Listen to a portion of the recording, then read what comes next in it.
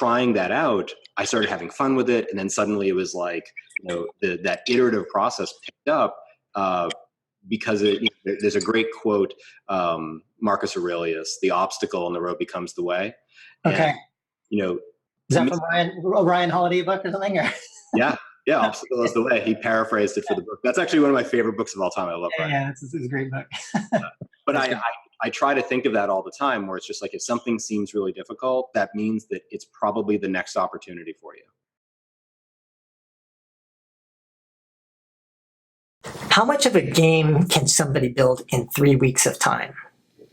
How about in 7 days? How much is even possible in that short amount of time? In this video, you're going to watch a collaboration with the CEO and lead developer of PressForward Games, Josh Singer, and you'll witness what literally one person can do in 7 days of development time. Josh and I met when he was initially working on a Star Trek CCG game called Star Trek Adversaries. And Josh had been watching some of my YouTube videos when he reached out to me and suggested that he might have about 3 weeks of time to work on a small game or game prototype of some kind. I jumped on the opportunity to work with Josh, and I thought it would be really cool to document this process, as short as it is, in terms of either working on a small full game or a game prototype of some kind. And so in this video, I'm going to cover 3 things. The first is this initial brainstorming session where we talk about the different kinds of game projects that we could potentially work on in this time frame. Secondly, I'm going to take you through the day-by-day progress that we make in terms of the different builds that we have, including a pretty major pivot halfway through development. And finally, I don't want to just build prototypes for no reason or just for fun. And so when we work on this prototype, we had a specific objective in mind, which is to potentially have this game prototype serve as the beginning of a much larger project. And so I'm going to talk about, now that we have the game prototype, where do we take it from here? How will we best commercialize or exploit this opportunity to make a much deeper, more full, more commercializable game? And finally, Josh, in the last day of production, did cut a really cool video trailer that kind of sells the vision of what this game could eventually become. And so I hope you follow through and watch that next video trailer, which I think is really great. And so with that, let's take it to the initial brainstorming session right now.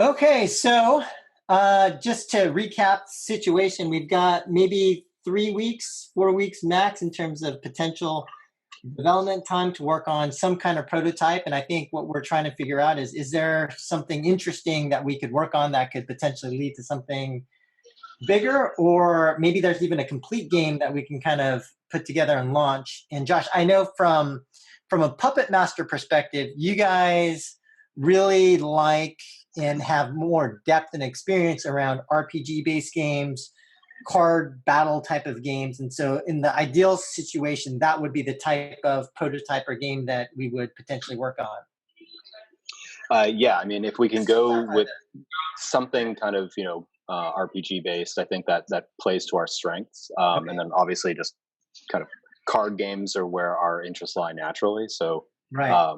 But like I said before, we don't have to.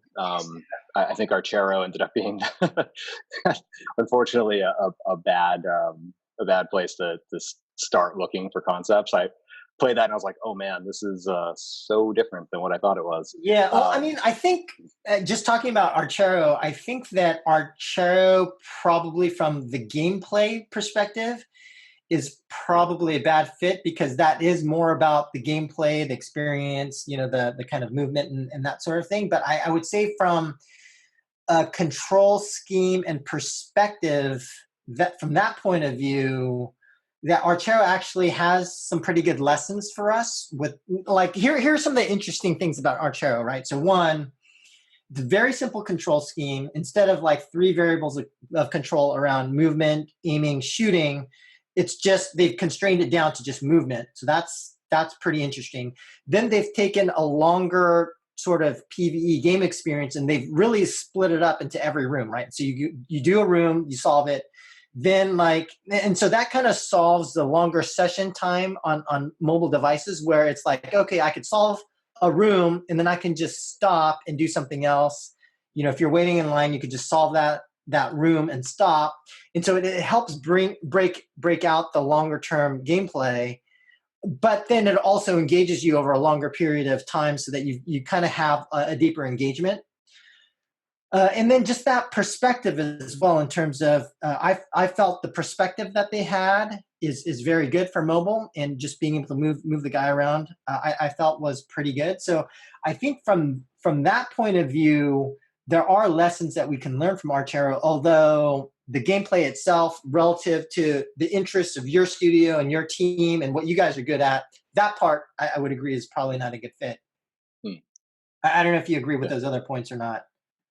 Yeah, no, I definitely think there's a lot of kind of lessons to be gleaned from Archero about kind of creating these little bite-sized adventures and stuff like that.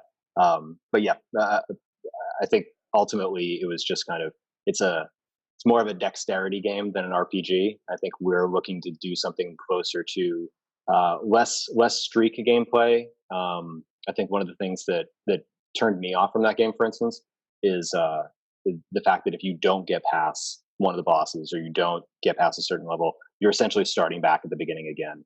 And so I actually found it to be a really discouraging game. I could see someone who's more like me, who's more about the progress of an RPG and the kind of thinking, planning, strategy, going in and then playing a dexterity game like that, where they're like, okay, well, I'm just failing on dexterity and I'm not going to get that much better at this portion of the game. So you would just lose interest right away.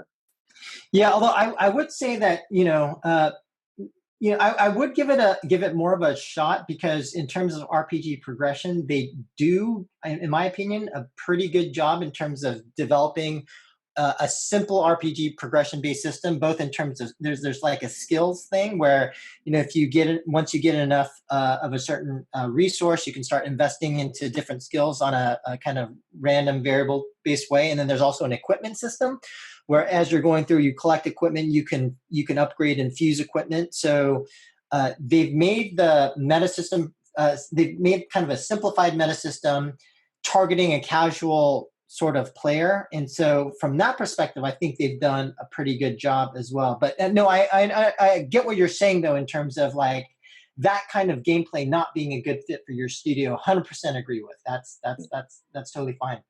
Yeah. And so if I'm thinking about 3 weeks of time potentially for some type of prototype, I guess one of the things that I think about is,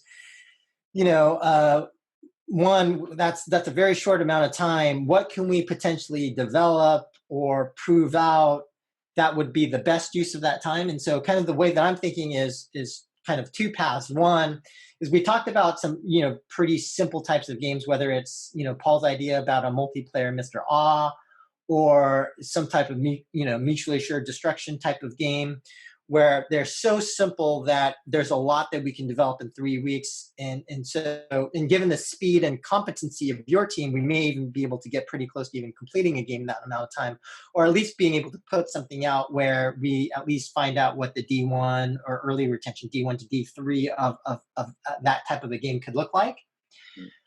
And then the second approach is a much bigger vision. Is there something a lot bigger or deeper that we can work on, where we're just showing kind of a proof of concept or prototype? And I would say that if that's the approach that we're going, then it probably makes the most sense to go after something where the gameplay is a little bit differentiated. And, I would say where we're trying to prove a specific type of gameplay out. So for example, let's say that we don't like the Archero gameplay, but if we were to explore a co-op multiplayer version of that, where it's different classes going into a bigger dungeon and having multiple players come in, like 3 to 5 players come in and kind of explore a dungeon, or if it's a much slower version of the game, but it's a team-based thing and you're going into a dungeon with a team and kind of fighting and kind of controlling the team moving around, that type of thing. Or, if we want to go super big, like in terms of vision and ambition, kind of what I briefly kind of slacked you about, which is you guys made Star Trek Adversaries. Is there a way we could just prototype like a Clash Royale version of the game. And what I mean by that is not Clash Royale in the sense of, hey, I'm dropping a ship onto the board and it kind of moves, but actually keeping that same Star Trek adversary's perspective, but then having the battle not be like more of a CCG turn-based experience, but it's like where you've got your ships and you've got cards, but you're playing these cards in real time as mana accrues, and then you're kind of spending that mana to play different kinds of cards, which could be, attack, defense, boost, that sort of thing. And seeing if we can actually prove out that type of gameplay using that perspective. Does that make sense? Yeah, and we briefly talked about that at GDC, or not GDC, E3. Okay. And I think that's something we could definitely do. We've got assets for it already, so we have something to prototype with. And as we were talking about before, if that particular IP doesn't work out, they can always be swapped for some other, starships. I'd be very interested in kind of pursuing that. I think there's something interesting to be done between like. I'd love to see if we could almost walk the line between like a Clash Royale and FTL.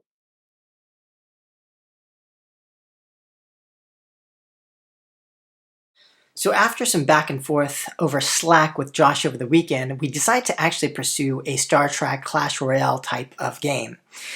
And some of the reasons for doing this is, one, Josh had previously worked on a Star Trek game, and so we already had pre-built assets that we would be able to use in this next game prototype. Secondly, Josh had a very strong interest in a card battle type of game. Further, from my perspective, I love Clash Royale. I've played a lot of Clash Royale, and way back when I was at Fun Plus, actually the very last game project that I worked on was a Clash Royale type of game prior to the launch of Clash Royale. So it's a genre and a type of gameplay that I knew pretty well. And so in terms of the game design, and from a documentation perspective, we kept it very, very light, very high level. And so you can see kind of in the doc that I created for Josh, the mock-ups are very rough, very simple, high level. Everything was bulleted, just had the basic wireframes, talked about the objectives, talked about how battle would work, talked about what ships would look like, and some basic card design for some basic types of cards. And then just had some open questions in terms of some of the gameplay issues that we would need to figure out. And so what I'm going to show you next is the day-to-day progress that we made. And when I say we, I really mean Josh, because he did all the hard work. But want to take you through the progress from day to day as we continue to develop this prototype, starting with day one, which I'll show you right now.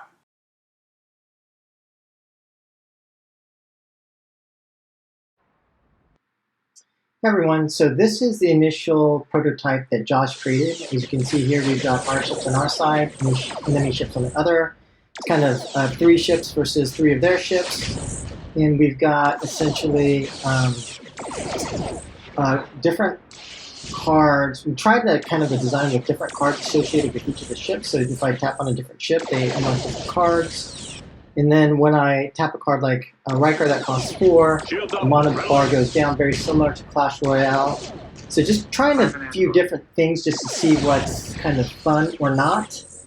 And I think a couple of things that we realized after building this initial prototype is, one, that it'd be nice to integrate a lot of the characters and the cast of the Star Trek franchise into the game, but having them be cards makes it very difficult to understand what these cards actually do, so that didn't quite work.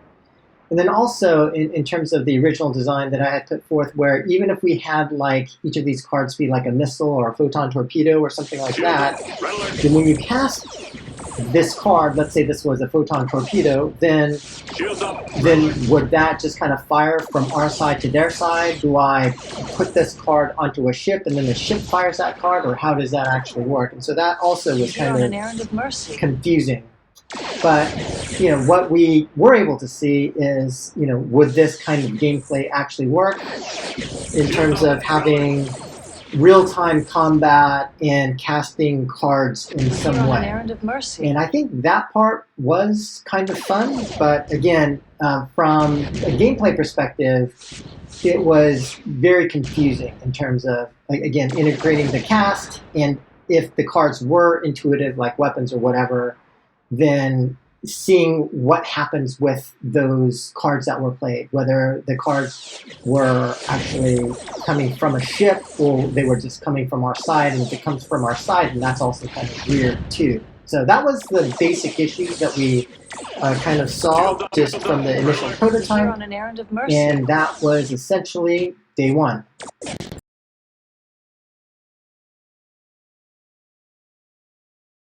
Hey everybody, on day two, Josh and I actually decided to scrap the Clash Royale direction and try a different approach. Why did we do that? Well, essentially, while the game prototype in terms of the Clash Royale direction was pretty fun, we just didn't think it was fun enough to try and resolve a lot of the game design challenges that were highlighted in that previous video. And I wanted to just also highlight 3 lessons which I think are very important in terms of game prototyping generally. The first lesson is just the importance of conflict. And so Josh and I actually had a lot of very different opinions throughout this whole prototyping process, but we were very honest about our opinions. And I think that's very important for people to, one, not be walking on eggshells, you can't be a coward and not be afraid to voice your true opinions, or there's going to be resentment and there's going to be a lot of unresolved issues that don't make the product better. And that conflict and the discussion of different points of view are important to making sure that the product becomes better. So on the one hand, again, you don't want to be walking on eggshells and you don't want to not voice your opinion, but on the opposite end, you also don't want to be an asshole where nobody wants to work with you. And it's like the famous John Wooden saying, you can disagree without being disagreeable. And the important part is just depersonalizing any differences you have and focusing instead of on the person to shift the focus from the person to the product and making sure that the product is better. One other point on this that I want to mention is to underscore the importance of the conflict to making a better product. And so I had the great opportunity of taking a class from Professor Ikujiro Nonaka, who was one of the founders of Scrum. And he had this model, which he called the synthesizing cone model, which kind of highlighted the importance of why it is so important to have conflicts and disagreements to make better products. And so without these conflicts, he argues that you can't create new knowledge or new products. And it is, in my opinion, exactly this one of the reasons why in larger organizations or political organizations it's difficult to solve the sort of Peter Thiel's 0 to 1 problem, because you've got all of these personal political factors that don't allow you to have this open culture of discussion and debate and focusing on the product. Now, the second concept that I think is very important from a prototyping perspective is keeping an open mind. And as futurist Paul Sappho popularized, the importance of having strong opinions, but weakly held. So what does that mean? That means that for whatever, whether it's game design decisions or mechanics or how you think that the prototype or the game should be, you should have strong opinions and strong reasons why you believe that whatever opinion you're holding is true, but at the same time to keep an open mind, to discuss and debate. And when you see that another point of view is actually correct, to then just quickly shift your view, to not hold on to your opinions that strongly. And finally, the third concept that I believe is critical to do good prototyping is the importance of emulation targets. And what does that mean? That means that it's important for a team that's involved in game prototyping to be aware of all of the games that exist on the market, both currently and in the past, and to be able to draw from that vast library of mechanics, systems design, gameplay models, all of that stuff, to be able to take that and integrate it within the new game prototype that you are developing. And this is important for 2 reasons. One is that you don't want to be recreating the wheel. And so with past prototyping teams that I've worked with in the past, there have been, it's very common to recreate something that already exists in the market. And so a team may spend 3 weeks of time trying to prove out a specific gameplay model. And it's like, guys, look, here's a link to a game that already does that. Why did we spend the last 3 weeks doing this? And secondly, it's in terms of inspiration, to be able to draw upon that vast library of existing experiments and tests that exist in the market and to be able to integrate that into your game. And it's no accident that the best games right now are mods or mods of mods. And whether that's League of Legends or now Teamfight Tactics and what we're seeing with auto chess, that's what the new game development is going to critically depend on drawing from inspiration from what already exists in the marketplace. And so with that, one of the things, just coming to what Josh and I decided, we decided to shift gears, and the emulation targets that we were thinking about, one, during the initial brainstorming design sessions, I had been thinking about Archero. Josh remembered a game called Docto, and so we felt that kind of more ARPG type of gameplay with that perspective and the ability for players to be able to feel like they're actually controlling a starship might be a better approach, and that's the model that we tried. And with that, we'll go on to day 3.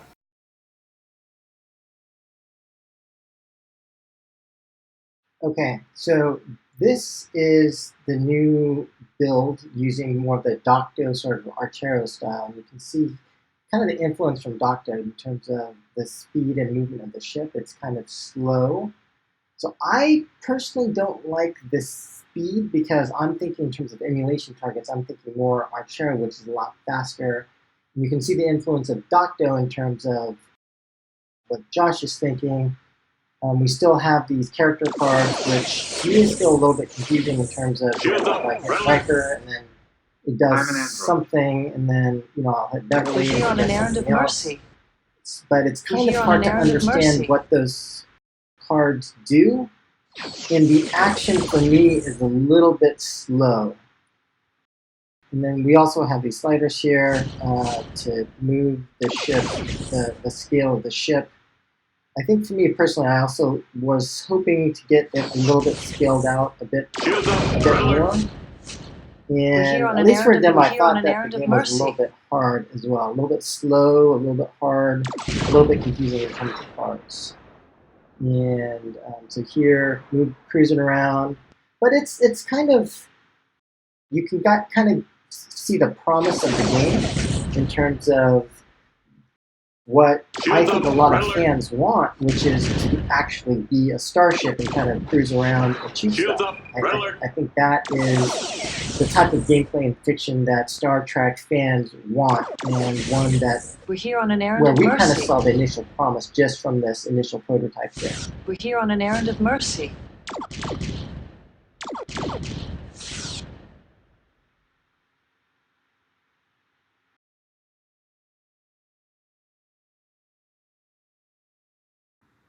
Hey everybody, on day 4 was all about trying to get the feel of the game right. And so in terms of the handling as well as movement speed, Josh added this ability to kind of change the movement speed to try and see what kind of felt the best. In addition, for me, there was an open question in terms of, coming from more of the Archero as emulation target, whether it might make sense to have less strategic options versus and having the game be in kind of portrait mode versus landscape.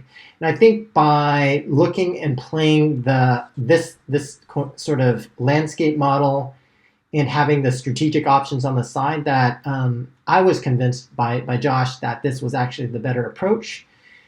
To have more strategy, less arcadey feel, but then to also speed up the game a little bit to actually have the feel of the game be, in my opinion, a little bit more fun. And so that was basically day 4.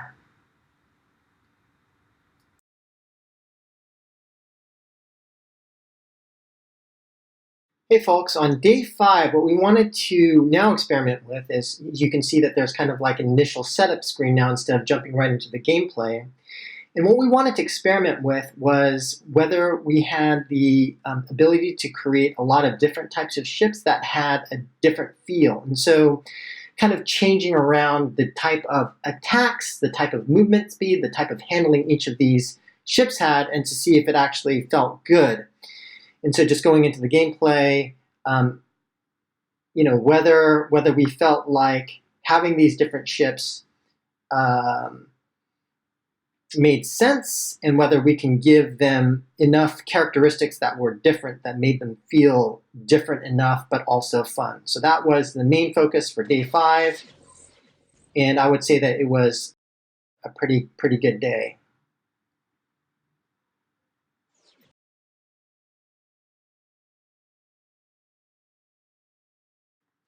Okay, here we are on day 6, and we've actually made a lot more progress than we thought was possible in this short amount of time. But one of the key remaining questions that we had is how do we integrate the crew and the cast of Star Trek into the game in a way that is surfaced very highly to the player? And the current method in terms of making the crew active skills was just way too confusing. It just wasn't intuitive in terms of what those skills did. And so the way that we changed the design was, if you look in the lower right-hand corner, we made the active skills in terms of the icon and the display of those skills a lot more intuitive by actually showing what those skills, having it be more intuitive in terms of what they actually did. And then we just kind of, based upon a really great idea that Josh had, was to show that if, for example, if the ship had that crew on the bottom middle, that what the crew would do is they would actually just auto proc various capabilities. And so you would be getting bonuses from having the crew, but you don't have to activate them. They would just automatically happen, but then you would also have the active skills. And so what that does is that gives us the ability to surface the crew in a very strong way, to have the crew be very useful and valuable to gameplay, and to also provide an additional vector of progress and upgrading that is possible in this game. And so now you want to invest in the ships, you want to invest in terms of your active abilities, and you also want to be able to invest in the crew. So with that, we felt like we were getting really close in terms of having a gameplay model that really worked very well. And that was day 6.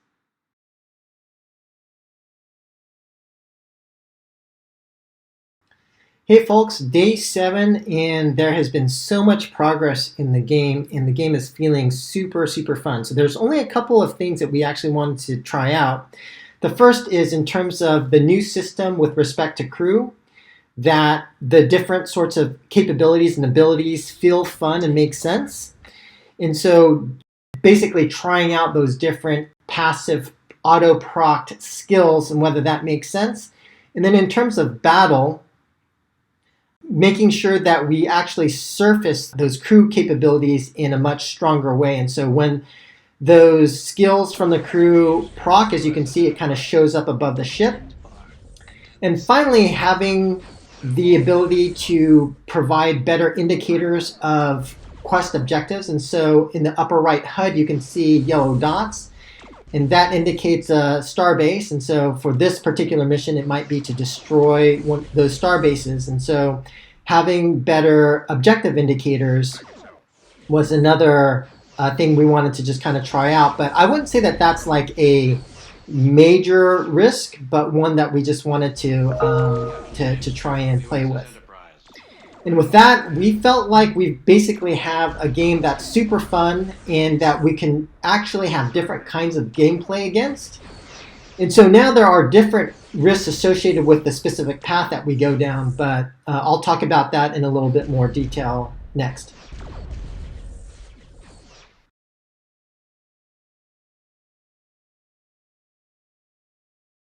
And there you have it, a game prototype in 7 days. We actually had 3 weeks, but we're able to finish much more quickly than we thought. And so, I felt it was a really great experience, a lot of fun working with Josh. And so now, what are the next steps? What do we do with this prototype? I had mentioned before that we don't want to just build a prototype for no reason. And so now it's trying to think about what kind of a game we can make based on this prototype. And for us, we think that 3 different kinds of games make sense. The one that I'm personally most excited about, but that may not be the most highly commercial, would be a single-player narrative-based game. And so you've got the basic ARPG kind of gameplay model, but there's like a story, there's the ability to kind of upgrade and progress. There's RPG elements, but kind of hearkening back to, old school types of gameplay models and, what has worked throughout the history of time, which is narrative gameplay story, whether it's, God of War or other games like that. I think there's a couple of different paths we can take here. One would be more of the Warcraft model, right? Like a very linear single player experience. The other would be more of a Zelda model, which is also narrative story based, but where there's a little bit more freedom in terms of what you can do and where you can go. We'll figure that out. The second type of game would be more of a multiplayer co-op PvP type of game. We think that that's also something that Star Trek fans and players would be excited about, but a much more involved and complicated endeavor. And so we'd need a lot more financing for that type of game as well. And finally, the whole world's gone crazy for auto chess. Does it make sense for us to jump into that market? Not sure, but that's certainly a type of gameplay that might make sense for the game. And so where we are now is we have this prototype that we can use to talk to potential publishing partners, and we'll see where we get to on that front. So stay tuned. If there's any updates, I'll keep you updated. But I wanted to conclude the video with our wrap-up call that talks about, the process and wrapping up this game prototyping project, which I'll show right now.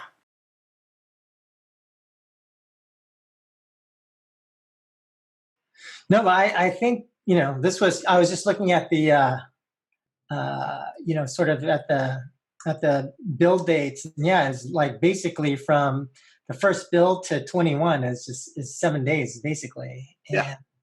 And, it's pretty amazing just going from like Clash Royale to, more of this ARPG concept. And yeah, it's just so much fun. I definitely think it was a pretty great success. And I also think it was kind of interesting because, when we think about it, like we kind of had like different concepts and different approaches, but then that kind of, just negotiating the differences and kind of different ideas and trying different things out, I think just absolutely led to a better overall outcome. So, I'm really excited about where we are right now. And, definitely have to say that, you just did an amazing job in terms of just the speed of development was just incredible. Thanks, man. I appreciate that. And it was really fun working with you to kind of because that's not a game that I would have come up with. Like, that's not a game that I would have said, because I think as a designer or as a game maker, you start thinking things are within your wheelhouse and your design starts flowing toward the things that you do well. Okay. And it doesn't mean that that's your best design. It doesn't mean that's the best idea you're going to have, but you start limiting yourself by what you've done. And so this was great because, you were pushing me in a direction of a type of gameplay that I hadn't tried before. And so hey, Paul. And so, in trying that out, I started having fun with it. And then suddenly it was like, that iterative process picked up, because there's a great quote, Marcus Aurelius, "The obstacle on the road becomes the way." Okay. And, is that from Ryan Holiday book or something? Yeah, "Obstacle is the way." He paraphrased it for the book. That's actually one of my favorite books of all time. I love Ryan. Yeah, it's a great book. But I try to think of that all the time, where it's just like, if something seems really difficult, that means that it's probably the next opportunity for you. Right. So, you wanted a real-time game that had this movement and something I'd never done. Started playing with it, learned how to do it correctly, and suddenly the ideas started springing forward because it just, it was there. The idea was there. Awesome. Yeah, just in terms of for me, I consider this a pretty massive success in terms of just how good it feels and how fun it is. But just so we can, continuously improve it. Do you think there was anything we could have done better, or any? It seems like we kind of lucked out on this one, but yeah. You could say I wish we had started with this idea instead of the Clash one, but I don't even think there was that much wasted doing that. And I think the notion that you're going to start off with the idea that you're going to end with, right? If you're being open-minded about what you're making, is kind of right. a fool's errand anyway. So I'm not, I reused a bunch of those systems that I built for that. So no, I think we did a great job. We literally made a game in a week. I can't take too much credit for it, but but yeah, it's pretty amazing. All right, cool. Well, yeah, I think that's it. Unless there's anything else to talk about, I think it's all sounds great, and I actually think this will be really fantastic to be able to try and work on a Star Trek game. So yeah, we can see what happens. Awesome. Yeah, look forward to seeing what happens this week. And Okay. I'm going to build today because the new stuff that I'm working on is almost done. So I'll try to cut the trailer by tonight, just so everything is done and ready to go by tonight at the latest. Oh, awesome. Okay, cool. All right, guys, I think that's it. Yeah. Awesome. Thanks again, Josh. Thanks, everybody. Thanks, Josh, you're a legend, man. Thank you so much. Bye. Peace, guys. Bye, guys.